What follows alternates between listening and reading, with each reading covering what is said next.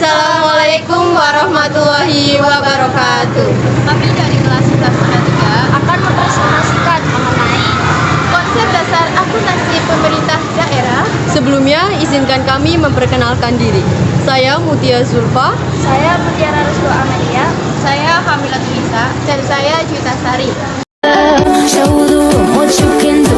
Prove to them you got the moves. Hey. Organisasi sektor publik. 1. Definisi sektor publik menurut Mardiasno 2002. Dipandang dari sudut ilmu ekonomi, sektor publik sering didefinisikan sebagai suatu entitas yang aktivitasnya berhubungan dengan penyediaan barang dan jasa untuk memenuhi kebutuhan dan hak publik. Meliputi lembaga pemerintah, organisasi agama, organisasi sosial, yayasan, institusi pendidikan, dan organisasi kesehatan. 2. Persamaan sektor publik dan sektor swasta. 1. Bagian dari sistem ekonomi negara. 2. Menghadapi masalah yang sama. 3. Pola pengendalian manajemen keuangan. 4. Menghasilkan produk yang sama.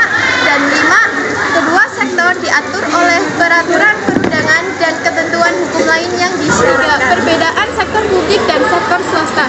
Perbedaan sifat dan karakteristik organisasi sektor publik dengan sektor swasta menurut Mardiasno antara lain sebagai berikut. 4. Komponen lingkungan sektor publik. A. Faktor ekonomi meliputi pertumbuhan ekonomi, tingkat inflasi, tenaga kerja, nilai tukar mata uang, infrastruktur, struktur produksi, arus modal dalam negeri, dan lain-lain.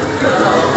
Faktor politik meliputi hubungan negara dan masyarakat, legitimasi pemerintah, tipe rezim yang berkuasa, ideologi negara, elit politik dan massa, jaringan internasional, kelembagaan. Faktor kultural meliputi keragaman suku, ras, agama, bahasa, dan budaya, dan lain-lain. Yang keempat, demografi meliputi pertumbuhan penduduk, struktur usia penduduk, migrasi, dan tingkat kesehatan. Ruang lingkup akuntansi pemerintahan. 1. Pengertian umum.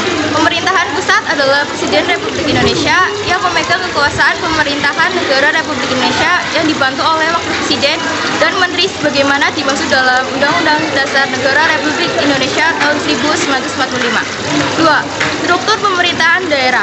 Struktur pemerintahan meliputi sebagai berikut. A. Pemisah kekuasaan. B. Sistem pemerintahan otonomi. C. Pengaruh proses politik. D. Pembayaran pajak dan pelayanan pemerintah. 3. Akuntansi pemerintah menurut Everson Baswir.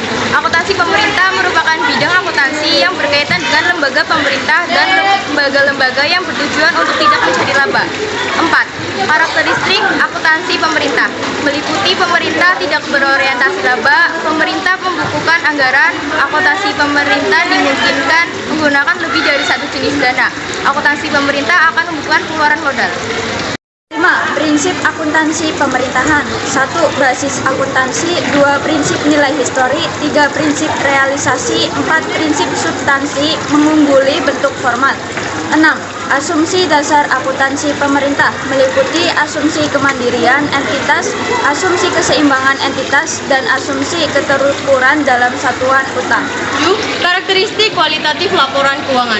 Prasyarat normatif yang diperlukan agar laporan keuangan pemerintah dapat memenuhi kualitas yang dikehendaki adalah sebagai berikut. 1. Relevan. 2. Andal. Dan 3. Dapat dibandingkan. Penyusunan kebijakan akuntansi. 1. Penyusunan kebijakan akuntansi pelaporan keuangan. Tahapan penyusunan kebijakan akuntansi terkait laporan keuangan dimulai dari pengumpulan rujukan atau referensi berupa peraturan perundangan dan literatur lain yang terkait dengan kebijakan akuntansi laporan keuangan pemerintah daerah. Rujukan utamanya adalah Peraturan Pemerintah Nomor 71 Tahun 2010 tentang Standar Akuntansi Pemerintahan sebagai berikut. 2. Penyusunan kebijakan akuntansi akun. Tahapan penyusunan kebijakan akuntansi terkait akun dimulai dari mempelajari SAP, khususnya pernyataan terkait akun-akun. Sebagai rujukan utama adalah Peraturan Pemerintah Nomor 71 Tahun 2010 tentang Standar Akuntansi Pemerintah sebagai berikut. 3. Tujuan laporan keuangan pemerintah. Tujuan umum laporan pemerintah adalah menyajikan informasi mengenai posisi keuangan, realisasi anggaran, saldo anggaran lebih, arus kas, hasil operasi, dan perubahan ekuitas suatu entitas pelaporan yang bermanfaat bagi pengguna dalam membuat dan mengevaluasi keputusan mengenai alokasi sumber daya. 4. Peranan laporan keuangan pemerintah. Setiap entitas pelaporan mempunyai kewajiban untuk melaporkan upaya yang telah dilakukan serta hasil yang dicapai dalam pelaksanaan kegiatan secara sistematis dan terstruktur pada suatu periode pelaporan untuk kepentingan. Peranan pelaporan keuangan pemerintah mencakup hal-hal sebagai berikut. 1. Akuntabilitas. 2. Manajerial. 3. Transparansi. 4. Keseimbangan antar generasi. Dan 5. Evaluasi kinerja. Sistem pembukuan. 1. Sistem pembukuan tunggal atau single entry. Sebelum ada Undang-Undang Nomor 17 Tahun 2003, pengelolaan keuangan negara dilakukan dengan pencatatan tunggal atau yang disebut dengan single entry.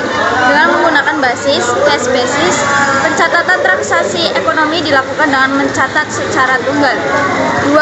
Pembukuan berpasangan atau double entry. Tata buku berpasangan double entry yaitu pencatatan debit kredit. Sejak digunakannya sistem tata buku berpasangan, setiap pencatatan transaksi harus dianalisis terlebih dahulu. Rasionalnya, setiap transaksi akan mempengaruhi persamaan akuntansi baik sisi debit sebelah kiri dan sisi kredit di sebelah kanan. Tata buku berpasangan akan mencatat setiap transaksi di dua buku yang berbeda.